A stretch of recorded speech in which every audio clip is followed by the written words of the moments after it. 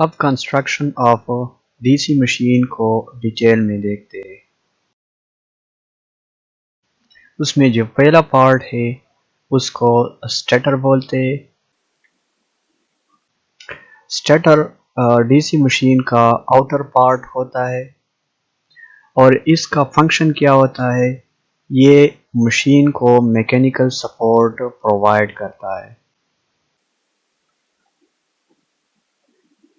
इसके two parts होते हैं, एक पार्ट योक कहलाता है और दूसरा पार्ट पोल कहलाता है। योक ये पार्ट स्टील का बना होता है। स्टील हाईली परमिएबल मटेरियल है। ये लो रिलक्टेंस पाथ प्रोवाइड करता है। और योक का फंक्शन क्या है, ये मैग्नेटिक फ्लक्स को कैरी करता है। पोल जो होते हैं वो स्टेटर के इनसाइड होते हैं। पोल्स दो किस्म के होते हैं।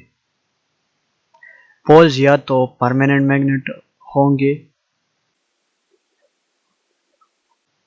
या इलेक्ट्रोमैग्नेट्स होंगे। हम करंट के जरिए मैग्नेट प्रोड्यूस करेंगे।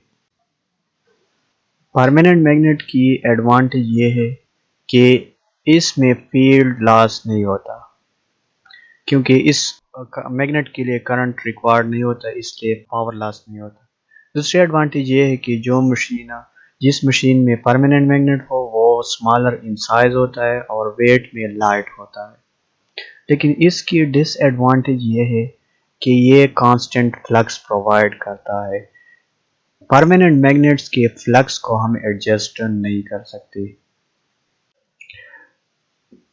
इलेक्ट्रोमैग्नेट इलेक्ट्रोमैग्नेट के केस में पोल्स तीन लेमिनेशन ऑफ स्टील के बने होते हैं। इन स्टील के लेमिनेशन को स्टैक करके पोल्स बनाए जाते हैं ताकि एडी करंट कम से कम हो। इन पोल्स के ऊपर हम कॉपर की वाइंडिंग करते हैं जिसको फील्ड वाइंडिंग कहते हैं। इस फील्ड वाइंडिंग को हम करंट के जरिए एनर्जाइज करते हैं जो कि मैग्नेट प्रोवाइड करते हैं। अब अगर फील्ड वाइंडिंग आर्मेचर के साथ पैरेलल में कनेक्ट हो तो इसको शंट वाइंडिंग कहते हैं। अगर आर्मेचर के साथ सीरीज में कनेक्ट हो तो इसको सीरीज वाइंडिंग कहते हैं। अगर किसी मशीन के अंदर सीरीज वाइंडिंग भी हो और शंट वाइंडिंग भी हो तो ऐसी वाइंडिंग को कंपाउंड वाइंडिंग कहते हैं। मशीन की नेमिंग हम वाइंडिंग के लिहाज से करते हैं। जैसा कि शंट वाइंडिंग केस में मशीन शंट मशीन कहलाता है। सीरीज वाइंडिंग के केस में अगर किसी मशीन में सीरीज वाइंडिंग हो तो उसको सीरीज मशीन कहते हैं। अगर किसी मशीन में कंपाउंड वाइंडिंग हो तो ऐसी मशीन को कंपाउंड मशीन कहते हैं।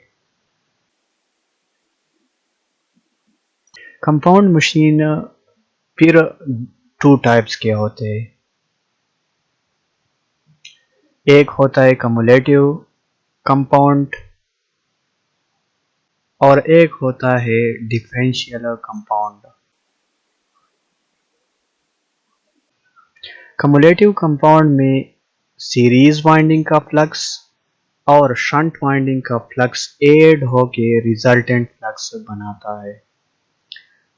सो कम्युलेटिव कंपाउंड में रिजल्टेंट फ्लक्स सीरीज वाइंडिंग के फ्लक्स प्लस शंट वाइंडिंग के फ्लक्स के बराबर होता है, जबकि differential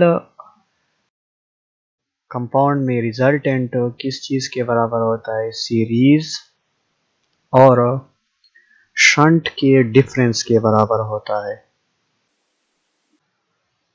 The next part of a DC machine is armature. Armature DC machine का रोटेटिंग पार्ट होता है।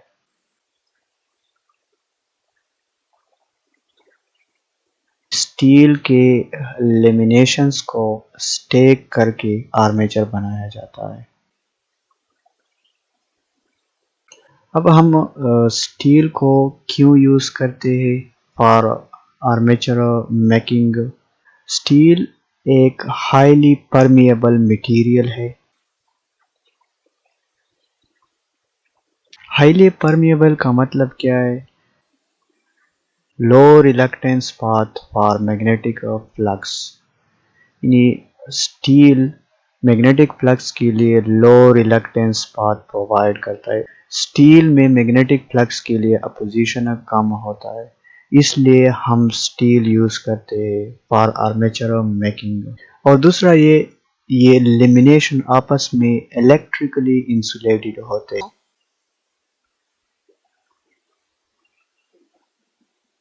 और इसका फायदा ये होता है कि ईडी करंट रिड्यूस हो जाता है। आर्मेचर के लेमिनेशन में स्लॉट्स बने होते हैं और इस स्लॉट्स का पर्पस क्या है? स्लॉट्स आर्मेचर के वाइंडिंग को होल्ड करता है। अब आर्मेचर वाइंडिंग एक अहम पार्ट होता है एक डीसी मशीन का, क्योंकि जनरेटर एक्शन के दौरान आर्मेचर वाइंडिंग में ईएमएफ इंड्यूस्ड होता है, जबकि मोटर एक्शन के दौरान इसमें टॉर्क डेवलप होता है। The next part of a DC machine is a commutator. Commutator copper के सेगमेंट से बना होता है और ये सेगमेंट आपस में इंसुलेटेड होते हैं। इन सेगमेंट्स के दरमियान माइका, जो कि इंसुलेटर का काम करता है, वो लगा होता है इन सेगमेंट्स के दरमियान।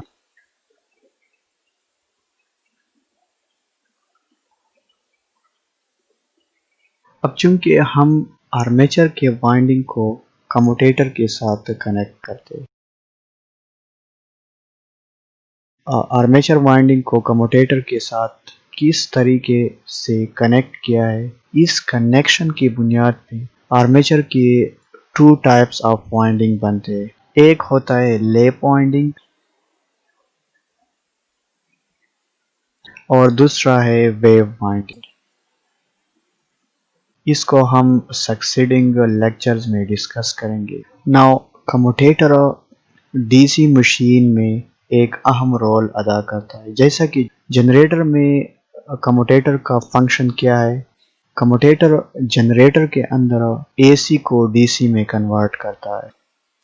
जनरेटर के आर्मेचर में हमेशा एसी इंड्यूस होता है।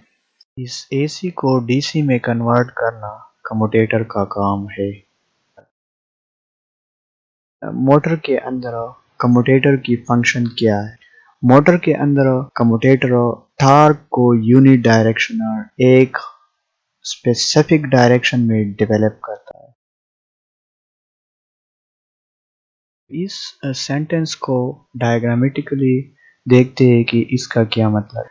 जैसा कि इस डायग्राम में दिखाया गया है, आर्मेचर के इस साइड के कंडक्टर्स में करंट को डॉट से जाहिर किया है और इस साइड के कंडक्टर में करंट को क्रॉस से जाहिर किया है। डॉट का मतलब क्या है कि करंट आउटवर्ड है, क्रॉस का मतलब क्या है कि करंट डाउनवर्ड है। चूंकि करंट यहाँ पे अपवर्ड है, according to Fleming left hand rule, इस साइड के कंडक्टर्स पे फोर्स ऊपर की तरफ लगेगा और इस साइड के कंडक्टर्स पे करंट नीचे की तरफ लगेगा। ये फोर्सेस इस आर्मेचर में टॉर्क डेवलप करते हैं, जिसकी वजह से ये आर्मेचर रोटेट होता है। अब इस साइड के कंडक्टर्स में करंट को एक डायरेक्शन में फ्लो कराना और इस साइड के कंडक्टर्स में करंट को दूसरी डायरेक्शन में फ्लो कराना, ये कम्यूटेटर का काम होता है। The next and last part is brush. Brushes commutator के ऊपर फिक्स्ड पोजीशन पे लगे होते by means of brush holders.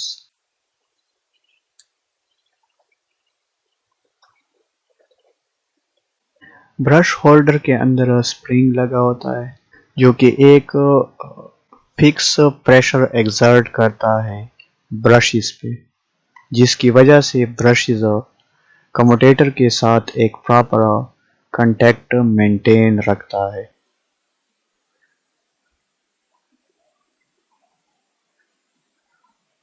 अगर प्रेशर कम हो जाए, इफ प्रेशर इज लो,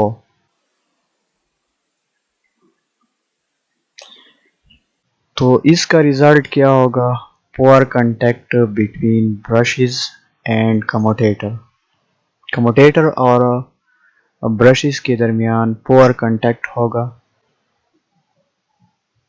जिसकी वजह से एक्सेसिव स्पार्क प्रोड्यूस होगा बिटवीन कम्यूटेटर एंड ब्रशेस। इसी तरह अगर इफ प्रेशर इज हाई, अगर प्रेशर ज़्यादा हो तो ब्रशेस और कम्यूटेटर के दरमियान एक्सेसिव फ्रिक्शन होगा, ज़्यादा फ्रिक्शन होगा,